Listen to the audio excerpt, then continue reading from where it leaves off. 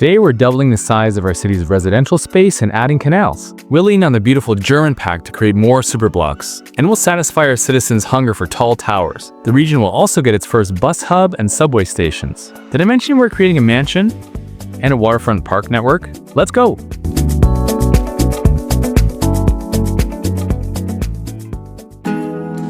As usual, we start with laying out the road network for the new neighborhoods. Here I went with mainly a 12 by 12 pattern because the German buildings, they just look so good.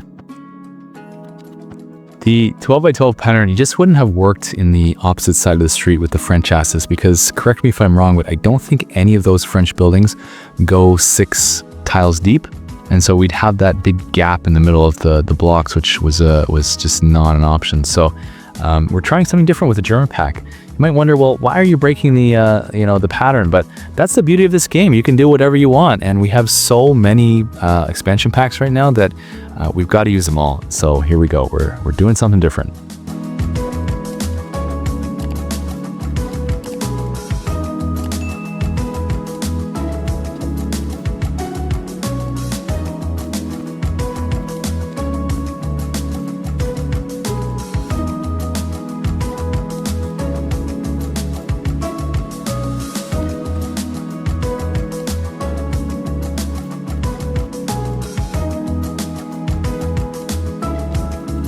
I'm also creating 2 corridors parallel to the main arterial, and in the first one we're going to run some train and subway lines.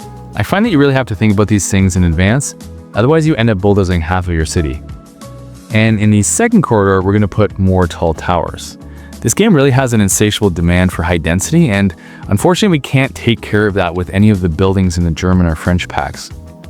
All this demand for towers could really mess up our superblock pattern that I'm going for, but I think this is a good compromise to stick all of that high density in one corridor along the highway, much like I think it would be like in real life.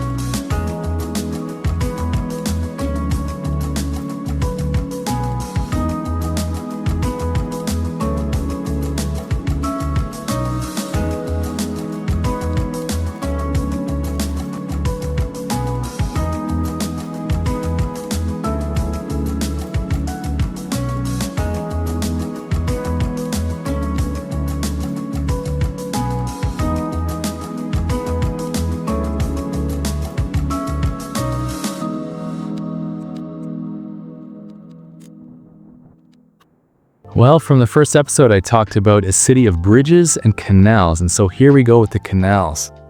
These are absolutely unnecessary and probably unrealistic in a city like this, but I really love the way it looks having the water flow through the middle of the city, so expect a lot more canals to come.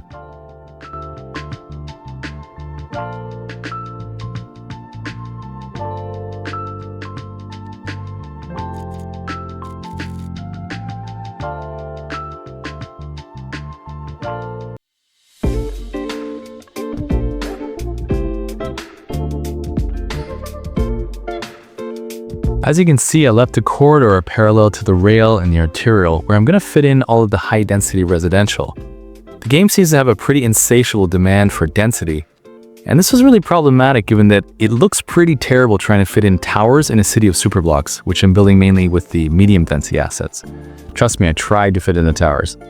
But I guess this is a pretty good compromise to keep all the towers grouped together near the noisy rail lines and the highway, much like I think it would be in real life. And hey, I think it actually looks pretty cool.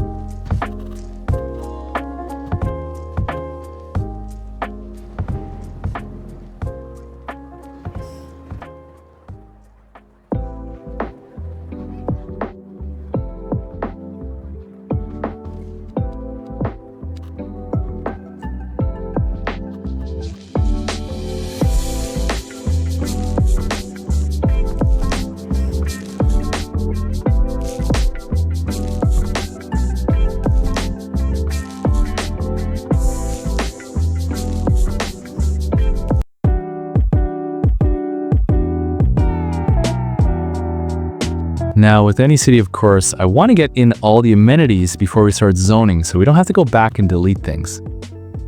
I thought it'd be a really nice idea to create some canal waterway parks using these passage parks. This would be a really absolutely beautiful amenity to have in real life.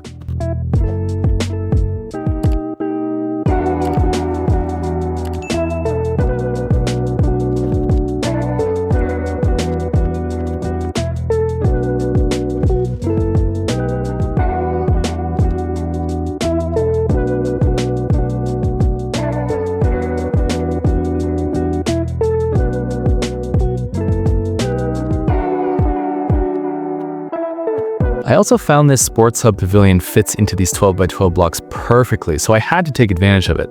This would probably be a really amazing place to go in the middle of winter when outdoor parks aren't being used that much. Maybe you go to the gym, maybe you go play some basketball, maybe there's some kids programming in there. I think it'd be a really great community spot. And as I did in previous episodes with the French theme Superblocks, I really tried to ensure that every neighborhood had a decent sized park in the middle of it, a place of refuge away from most of the car noise. I love building cities this way because I can imagine living in a place where cars are not all that important and we actually walk and have community around us.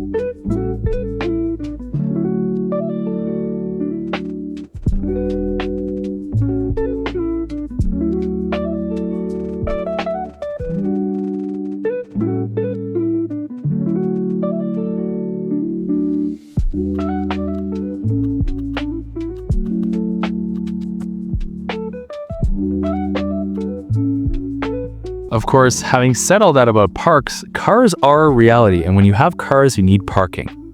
One of the amazing things in this game is that we have access to a whole load of parking options that actually look quite cool. And so I'm trying to give each neighborhood access to a parking garage as well, because you'd need it.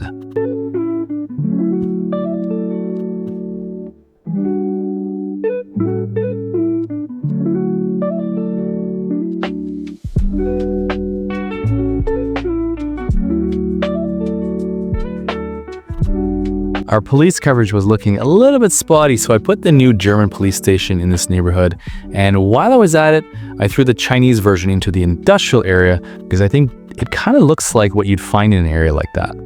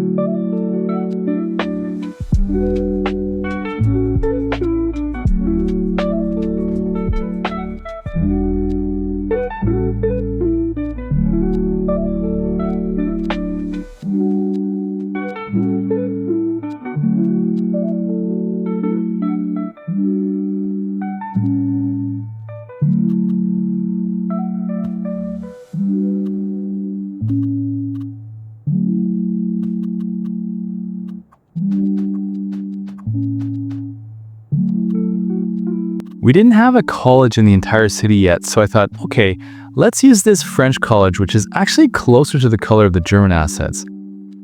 The height and the design is also beautifully aligned with the German pack, so I thought, hey, this is going to fit in perfect right here. And at this point in the game, I noticed taxis start to get out of control. Doesn't matter what kind of city you're building, it happens. And because we didn't have any transportation options, it was the only way to get in and out of town. So the easiest thing to do is throw in a couple bus lines to the 3 surrounding cities, and hopefully that'll cut down on some of those taxis. And as it turns out, the lines got pretty busy very quickly.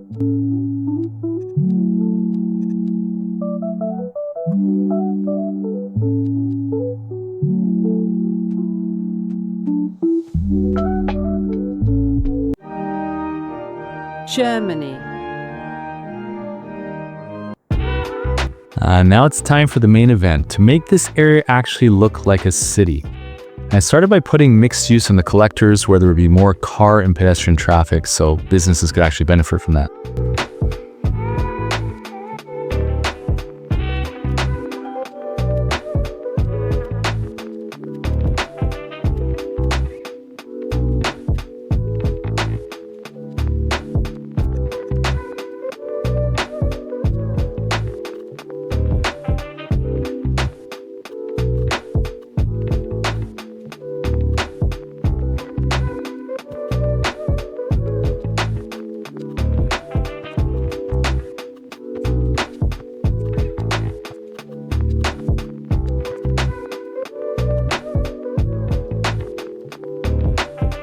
One thing I'm really trying to get better at as a CS2 player is to use districts. I think they can be quite powerful, especially when your city gets bigger. You don't want students from one end of the map coming to a school on the other end of the map, and the same goes for police cars and fire trucks driving all around. You can really manage this by setting operating districts for schools and emergency services and things like that.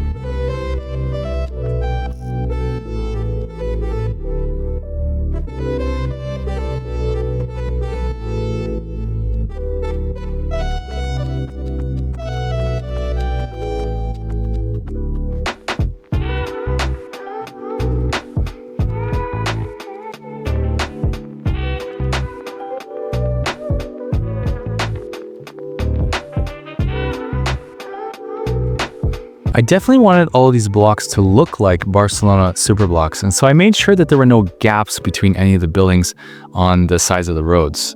Of course, this took quite a lot of time using Move It and Anarchy, so I cut a lot of it out so you don't have to sit through it, but you get the idea of what I'm trying to do here, is make it all look like solid blocks.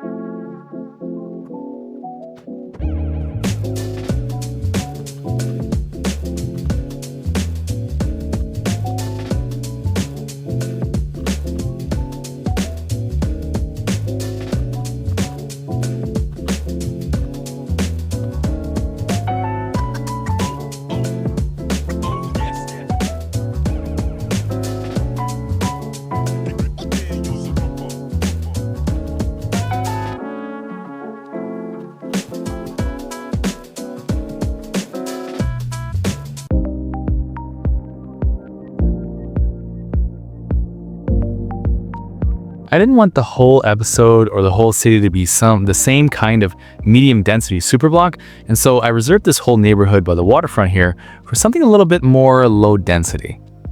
And I thought the beachfront assets worked perfectly here, especially because there are plenty of 6-tile deep houses. And for whatever reason, I just felt like it was important to put a nice big mansion here at the end of the neighborhood. So I used the Theater Actors Mansion, which actually provides +4 citizen well-being within 1 kilometer, which actually covers this entire new neighborhood up to the arterial and even a bit past that into the French district.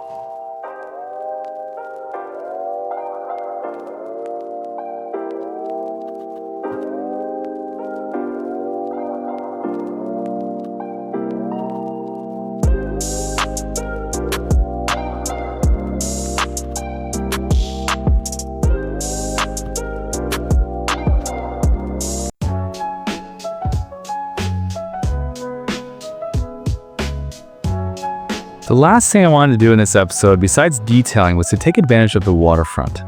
I'm a big believer that spaces like these should be public, and waterfront should never be owned by private individuals. Where I live in Canada, a lot of homeowners think that they own the beach and will happily tell you to leave. But in reality, good old Queen Victoria passed a law in the 1800s that made all beachfront in Canada public space. Thanks, Your Highness. And so we're putting in a network of trails here that I hope will extend through the entire city and would be an absolutely amazing place to walk or bike and run.